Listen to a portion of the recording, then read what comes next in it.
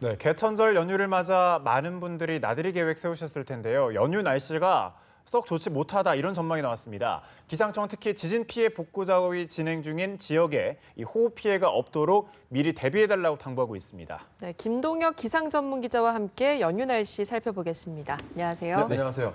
아무래도 이제 연휴다 보니까 많은 분들이 놀러 갈 계획 세우셨을 텐데 비가 내린다고 하는데 이번에도 혹시나 뭐 특정 지역에만 집중되거나 뭐 비가 일부 지역에 이렇게 집중돼서 쏟아질 가능성은 없을까요? 우선은 현재 비가 내리고 있습니다. 그래서 충청 이남 지역 중심으로 해서 주로 남부나 제주 지역을 중심으로 해서 비가 좀 내리고 있는데요. 내일까지 해서 남부 지역 중심으로 해서 비가 좀 내리겠고 내일 밤중에 대부분 그칠 것으로 현재는 전망이 됩니다. 네. 그 문제는 이제 일요일에서 월요일입니다. 그래서 기상청에서는 일요일에서 월요일 사이에 이 중부 지역을 중심으로 해서 많은 비가 내리겠다. 그래서 뭐 앵커분께서 말씀해 주신 대로 이번 연휴 기간 동안에는 남부 지방보다는 주로 중부 지방, 그래서 상당히 좁은 지역에서 강한 비가 내리는 곳이 상당히 많을 것 같고요.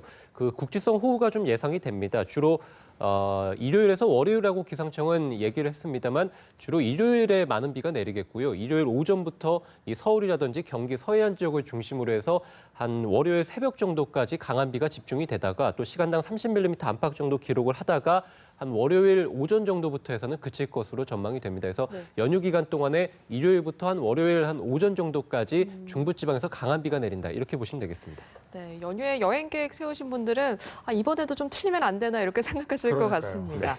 많은 분들 속상하게 또 어떤 이유 때문에 이번 주말에 비가 많이 내리는 건가요? 아무래도 이제 가을이 되니까 북쪽에서 차가운 공기들이 좀 내려오게 되죠. 그래서 네. 한반도 북쪽에서 차가운 공기들이 내려오게 됐습니다. 그래서 한반도 상공에 영하 한 10도 정도 머물고 있는데 그 중국 쪽에서 태풍이 소멸을 했습니다. 그래서 태풍이 소멸하고 남긴 비구름대가 이 한반도 남쪽에 위치한 북태평양 고기압의 가장자리를 따라서 한반도 쪽으로 들어오고 있습니다. 그러니까 네. 한반도 북쪽에서 차고 건조한 공기들이 머물고 한반도 남쪽에서는 따뜻하고 수분한 공기들이 좀 들어오다 보니까 서로 성질이 다른 공기들이 뒤섞여서 대기 불안정이 심해지게 되고요. 이렇다 보면 비구름대도 강하게 발달할 수 있고 그래서 주로 이 한반도 지역을 중심으로 해서 연휴 기간 동안에 강한 비가 내린다라고 보시면 되겠고요. 현재 다른 태풍도 또 하나 북상 중에 있는데 이 북상 중인 태풍이 또 뜨거운 공기들을 이제 위로 밀어 올려 주기 때문에 차가운 공기와 또 뜨거운 공기들이 밀어 올라오게 되다 보면 아무래도 좁은 구역이 형성이 되게 되죠. 그래서 주로 중부 지역을 중심으로 해서 강한 비가 내린다. 이렇게 보시면 되겠습니다. 그렇군요. 이 태풍이 북상하고 있다면 아무래도 해상 날씨가 좀 좋지 않을 것 같은데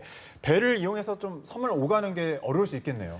예, 그게 사실은 18호 태풍이 현재 상당히 아직까지 먼 곳에 있거든요. 따라서 연휴 기간에 해당이 되지는 않습니다만 그 주로 화요일에서 수요일에 이 제주라든지 남해상 그리고 동해상을 중심으로 해서 최고 한 4m 정도 되는 높은 물결일 것으로 예상이 됩니다. 다만 연휴 기간은 아니더라도 혹시 연휴 기간 동안에 섬을 오가는 분이 계신다면 그래서 이제 나오거나 또는 들어가는 분들이 있지 않겠습니까? 그래서 그 시기를 맞춰서 아무래도 해상에서 높은 물결이 일 것으로 보이기 때문에요. 연휴 기간 동안에 섬을 오가는 분들이 계신다면 반드시 해상 날씨를 기상청을 통해서 좀 확인을 해주시는 게 좋을 것 같습니다. 미리 확인하셔야겠네요. 네, 아까 태풍이 북상 중이라고 하셨는데 올해 사실 직접적인 영향을 준 태풍은 우리나라에 없었잖아요. 네. 이번 태풍은 어떻습니까? 사실은 16호 태풍이 그러니까 내륙에 영향을 준 태풍은 여태까지 하나도 없었고요. 네. 지난 16호 태풍이 이제 해상을 중심으로 해서 제주와 남해상, 동해상을 중심으로 해서 태풍 특보가 내려졌었거든요. 그래서 해상을 중심으로 해서는 직접적인 영향이 있었는데요. 현재 18호 태풍은 상당히 아직 먼 곳에서 북상을 하고 있고요. 앞으로 오키나와를 지나서 북동쪽으로 방향을 틉니다. 그래서 일본은 규슈로 향할 것으로 보이기 때문에 한반도 내륙이 이 태풍의 직접적인 영향을 받는다라고 보기는 어렵습니다. 다만 올라오면서 이제 해상을 중심으로 해서 물결이 높게 일기 때문에 역시 지난 16호 태풍과 마찬가지로 해상을 중심으로 해서는 태풍주의보라든지 또는 경보가 내려질 가능성은 있습니다. 그래서 태풍의 진로가 아직까지는 좀 유동적이기 때문에 태풍 특보에 대한 또는 태풍의 진로에 대한 정보를 계속해서 기상청 홈페이지를 통해서 좀 확인하시는 게 좋겠습니다. 네, 지금 현재 경주에는 지진 피해 복구 중이잖아요. 예상대로라면 이 지역에도 이제 집중 호우가 내릴 텐데 아무래도 좀 대비를 해야 되지 않겠습니까? 그렇습니다. 예. 이 경주 지역을 중심으로 해서는 주로 이제 내일까지 해서 비가 좀 내린다라고 보시면 되겠습니다. 되겠고 이제 말씀드린 대로 일요일부터 한 월요일까지는 중부지방 그래서 오늘과 내일을 좀 비가 내린다라고 보시면 되겠는데요. 그 경주에서 이제 지진이 발생하고 나서 담벼락이 무너진다거나 또는 지붕이 이제 무너지고 일부 기와장이 떨어진다거나 또 벽에 금이 가는 곳들이 좀 많이 생겼습니다. 그 지난번에 경주에서 비가 내렸을 때도 비가 샌다는 이 신고가 상당히 많이 접수가 됐거든요. 그래서 예. 이번에도 비가 좀 내리면서 아무래도 집이라든지 또는 건물에 비가 새는 곳들이 좀 많을 것으로 예상이 됩니다. 그래서 비가 좀 많이 내리기 전에 지붕 수리를 좀 미리 해주시는 게 좋지 않겠느냐 이렇게 예상이 되고요. 그 기상청에서는 아무래도 비가 상당히 많이 내리는 것까지는 아닙니다만 어쨌든 최고 한 80mm 정도까지는 내릴 것으로 보고 있기 때문에 예. 그 금이 간 집이라든지 또는 담장 이런 위험한 장소를 비가 내릴 때에는 가급적이면 접근하는 것을 최대한 자제해달라 이렇게 또 당부를 하고 있습니다.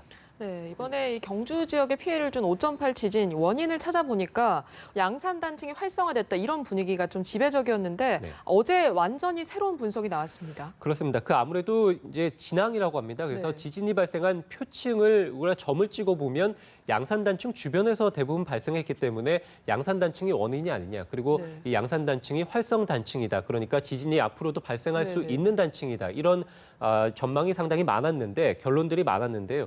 어제 이제 좀 다른 분석이 나왔습니다. 그래서 연세대학교 교수 연구팀에서 이제 밝혔는데요.